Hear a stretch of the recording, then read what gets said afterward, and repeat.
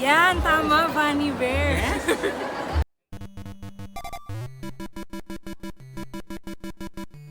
So far, I'm liking the vibes kasi parang feeling ko mapaparami yung shopping ko dito kasi ang cute ng mga merchandise here. And maganda rin yung vibe kasi I get to meet my cosplayer and content streamer na mga friends. So isa na yung sila Wana, sila Yuwa sa Pebbles, sila Cholo, sila Bianchi. So I'm excited to actually enjoy the event with them. Oh, okay.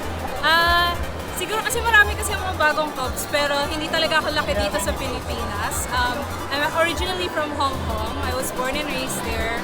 Then umuwi na lang ako dito nung mag-high school na ako. I can speak Cantonese, Tagalog, and English. Yeah. Hampon. Ano yun ang Hampon ng Cantonese. Ha? Hampon ng Anong Cantonese. kanto? Sample ng Cantonese. Hampon. Ako, memengkyo, wane, sa ochongni, sekko. Bakit? Okay, so may kwento yan kung bakit ako tinawag na Bini Moloy. Last year pa actually nag-start yan. May isang cub ko, follower ko na nag-comment sa stream ko one day. Sinabi nila na, hawig daw kay Bini Moloy. Hindi ko kilala Bini nung time na yon, and I actually looked her up.